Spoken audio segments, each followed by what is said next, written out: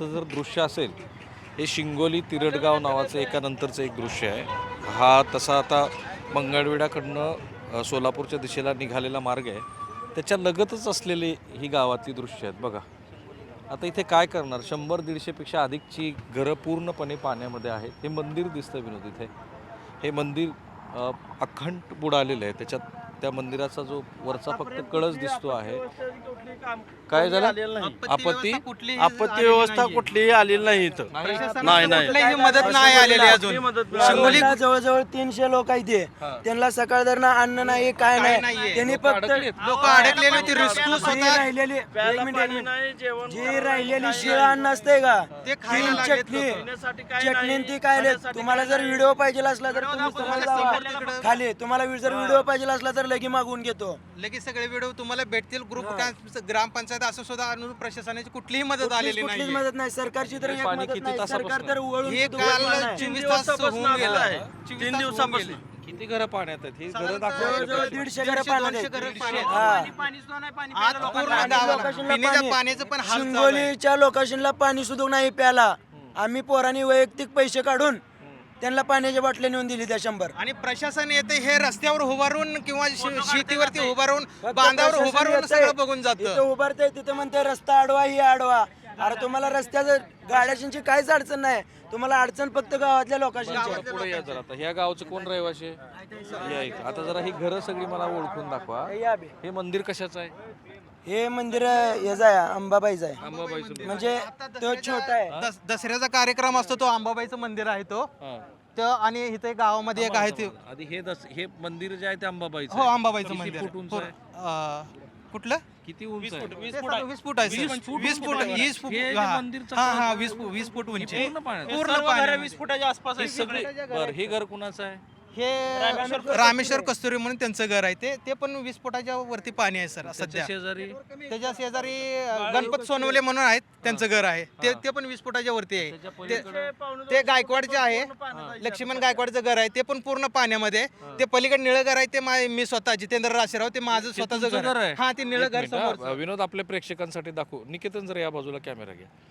हे जे गृहस्थ आहेत हे नदी पात्राच्या शेजारी माझ्या बरोबर आहेत. त्यांचं घर आहे 20 फुटाचं. 20 फुटाचं घर आहे माझं पूर्ण स्वतःचं. पाण्यात आहे? पूर्ण पाण्यामध्ये ते निळं घर माझं स्वतःचं घर आहे. ते पूर्ण पाण्यामध्ये. आज 3 दिवस झालं प्रशासनाची कुठली मदत नाही भेटलेली. पण त्या घरात काय काय आहे आता? माझ्या सगळं घरामध्ये असणार. सगळं आहे. म्हणजे ज्वारी, गहू, माझं म्हणजे राहण्याचं सगळं सामान सगळं म्हणजे ऑलरेडी पाण्यामध्ये गेलेलं आहे. पूर्ण पूर्ण पाण्यामध्ये गेलेलं आहे. आणि सर तरी प्रेक्षक येते पाणी कमी होईल, वाढल, कमी होईल, कमीच होईल म्हणून सांगते, पण पाणी रोजच वाढते. प्रशासनाच्या फक्त अपेक्षा भेटलेल्या आहेत. सगळे येऊन भेटतात जातात. 3 दिवसामध्ये खायला प्यायला तुम्हाला कोणी काही अजून काही नाही. काही प्रशासनाची काही मदत नाही भेटलेली. पाणी सुद्धा पाणी नाही. पाणी पिण्याच्या आता हा पाण्याचा जुना एवढा हाल आहे. पंढरपूर रस्ता आहे. तिकडे 150 लोक बसले. त्यांना पाणी पण नाही, चहा पण नाही, बिस्किट सुद्धा नाही. ग्रामस्थांचं देऊळ आहे. तिथं जवळजवळ 100 लोक आहेत. आणि तिथं इथून तिरुपती दिसतात का हाके. आपल्या कॅमेऱ्यामध्ये? त्यांच्या जरा वस्ती दाखवता येईल का पण नाही. आपल्याला? हो दाखवता येईल ना हो, या बाजूला चला दाखवा मला जरा. हे जरा थोडंसं लोकांचं आता मला इथे पहिल्यांदा असं दिसतो आहे की एक प्रकारचा राग आहे लोकांचा की 150-200 हा दिसत आहेत त्या पलीकडच्या. आपल्या कॅमेऱ्यामध्ये झूम करून आपण ते बघू शकतो. पण त्यांच्यापर्यंत पोहोचता येत नाही का? पोचता येते पण तुम्हाला ते खूप लांबून जायला लागतं. पाणी आहे ऑलरेडी सगळं तिकडे जाण्यासाठी. आता इथं किती पाणी आहे? किती इथे हे साधारणतः 30-40 फुटाच्या आसपास पाणी आहे. हे 40 फूट 40 फुटाचं पाणी आहे. आता हा ब्रिजच कमीत कमी एवढा असेल ना. बरं, आता इथे 2 गाव आहेत ना? 2 गाव. ही शिंगोली आहे आणि हे पलीकडं तरडगाव आहे. हा, ग्रामपंचायत आहे. आता जरा एक आमचे सहकारी आहेत विनोद, त्यांना एक प्रश्न पडलेला आहे. विनोद, तो प्रश्न मला विचार, मग मी यांना तो त्यांच्या मी त्याचं कारण सांगतो. पण हे लोक अडकली ती काय हाका मारतायत की काय? नाही, अडकलेले नाहीत सर ते. अच्छा, प्रशासन तर विनोद असं आहे की झालंय असं की सीना कोळेगावमध्ये म्हणजे म्हैसगाव आणि त्या पट्ट्यामध्ये 175 मिलीमीटर पाऊस पडला. जवळपास 30-40 मंडळामध्ये हा पाऊस पडला. आता तो पाऊस पडल्यानंतर अडचण काय झाली की एकाच वेळेला 2 खोऱ्यामध्ये पाऊस पडला. एक भीमेमध्ये पडला आणि दुसरा सिनेमध्ये पडला. झालं असं की क्रॉस जंक्शन आहे जिथे यांचा दोन्ही नद्याचा संगम होतो. भीमेतनं म्हणजे उजनीतनं जे पाणी आलं ते 55,000 क्युसेक्स पाणी होतं आणि त्या पाण्याला नियमित दरवर्षी एक प्रवाह बनलेला आहे. का उजनीतनं पाण्याचा डिस्चार्ज दरवर्षी होतो. सिनेतनं तो होत नाही. अडचण काय झाली की आता ही जी सीना आहे ना, हिची जास्तीत जास्त पुरासहित क्षमता ही 50,000 क्युसेक्स पाणी एवढीच वाहण्याची आहे. आणि आत्ता हे जे पाणी आहे हे 2 लाख क्युसेक्स आहे, म्हणजे 50,000च्या 4 पटीनं हे पाणी आता वाहतं आहे. करेक्ट. आणि त्यामुळं झालं आहे काय की एकीकडनं भीमेचा जो पूर होता, जो भीमा खोऱ्यातनं उजनीचं जे पाणी सोडलं आहे ते असं एका संगमावरती आलं अशा पद्धतीनं. आणि ते आल्यानंतर सीनेतनं येत असलेलं हे पाणी आणि भीमेतनं येत असलेलं पाणी याचा संगम जिथे झाला तिथे मागं कारण भीमेच्या पाण्याला फ्लो आहे, तो फ्लो सीनेच्या पाण्याला त्यांनी रोखून धरलं आणि म्हणून तो सुरुवातीच्या टप्प्यामध्ये हा आता फुगवटा तयार होत गेला. आत्ता थोडासा तिकडचा विसर्ग कमी केला आहे, 55,000वरून तो 40-45,000वरती आल्यामुळं हळूहळू हे पाणी वाहतंय. आणि काय झालं की सीना कोळेगावमध्ये तिथली जी धरणाची यंत्रणा आहे पाणी सोडण्याची ती प्रशासनाच्या हातात आहे, पण खाली असलेलं चांदणे आणि खसापुरी हे जे छोटी छोटी मध्यम प्रकल्प आहेत तिथे स्वयंचलित दरवाजे आहेत आणि त्याच भागामध्ये मोठ्या प्रमाणामध्ये पाऊस झाला. त्यामुळं आधीच धरणात अतिरिक्त पाणी, अधिकचं वरून पडलेलं पाणी, या सगळ्याचा प्रकोप म्हणजे आत्ताचं हे दृश्य. म्हणजे आता कधी तुमचं वय 45 वर्ष 45 वर्षात असा पाऊस अजिबात नाही. असा पाऊस कधीच झाला नाही. आणि म्हणून तो फुगवटा, अधिक अतिरिक्त पडलेला पाऊस आणि पुन्हा लोकांचा राग आहे, आपण मान्य करू प्रशासनावरती त्यांचा राग आहे. शेवटी प्रशासन तरी काय करणार आहे, कारण एवढ्या आणि करायला पाहिजे त्यांनी, याबद्दल काही दुमत नाही आहे.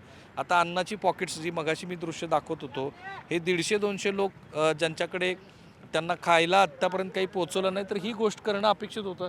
आता खरं तर हा मंगळवेढा मार्ग आहे जो सोलापूरच्या दिशेनं जातो. थोडंसं मी 1-2 मिनिटाचा वेळ घेतो विनोद, कारण ते फार आवश्यक आहे.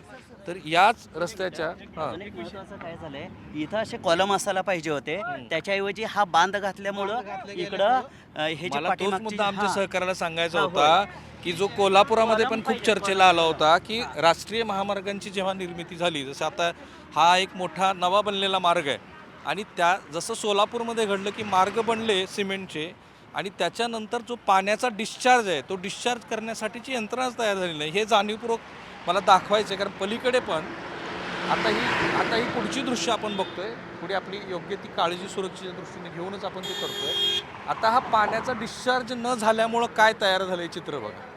आता हा दुसऱ्या गावाचा भाग आहे विनोद, आणि इथे पाण्याचा विसर्ग ज्या पद्धतीने व्हायला पाहिजे मोठं असं नदीचं पात्रच तयार झालं आहे. म्हणजे ज्या नदीचं पात्र जास्तीत जास्त 200 मीटर असणं अपेक्षित होतं तिथे आता 2 किलोमीटरपर्यंतचा मोठा असा पाण्याचा फ्लो येताना दिसतो. आता पाण्याची गती, त्याचा वेग, इतका वेग ह्या नदीला कधी नव्हता.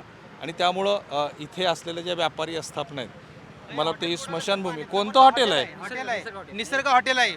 हे निसर्ग हॉटेल आहे. हॉटेल आहे ते समोर अख्खं पाण्यामध्ये गेले.